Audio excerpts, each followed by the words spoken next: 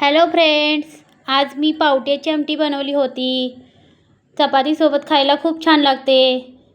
तुम्हाला आवडत असेल तर ही रेसिपी बघा आणि एकदा करून बघा. आवडली तर लाईक करा आणि सबस्क्राईब करा.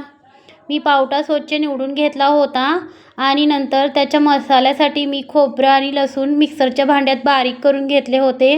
नंतर मी पावटा स्वच्छ 2 वेळा पाण्याने धुवून घेतला आणि गरम केलेल्या पातेल्यामध्ये तेल टाकून त्या तेलात मी हा पावटा एकसारखा खरपूस भाजून घेतला. पावटा छान तेलात भाजून घेतला की लवकर शिजतो, त्यामुळे मी पावटा भाजून घेतला. नंतर मी उकळीच्या साहाय्याने हा पावटा मॅश करून घेतला.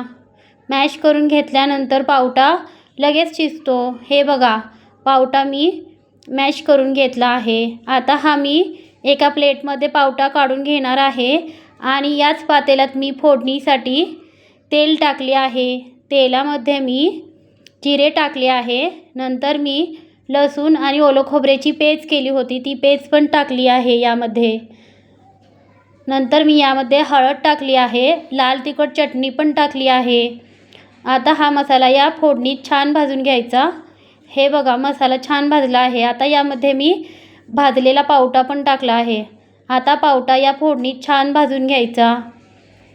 पावटा भाजल्यानंतर यामध्ये मला पाहिजे तेवढी आमटी बनवण्यासाठी पाणी टाकणार आहे. हे बघा, मला पाहिजे तेवढी पातळ आमटी बनवायला पाणी टाकले आहे.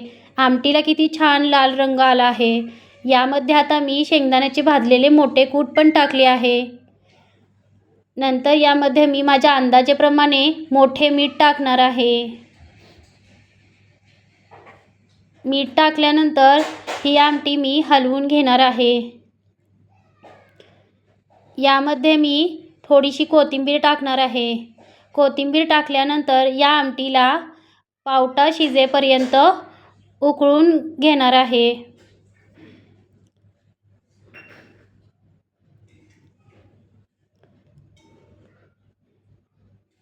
हे बघा, आमटीला आता उकळी यायला लागली आहे.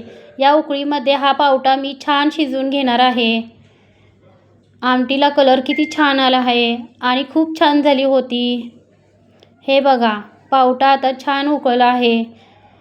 कट पण आला आहे पावट्याच्या आमटीला. आता मी हा पावटा शिजला की नाही ते बघणार आहे. हे बघा, हा पावटा आपला शिजला आहे. आता मी गॅस बंद करणार आहे. खूप छान झाली होती. आवडली तर लाईक करा.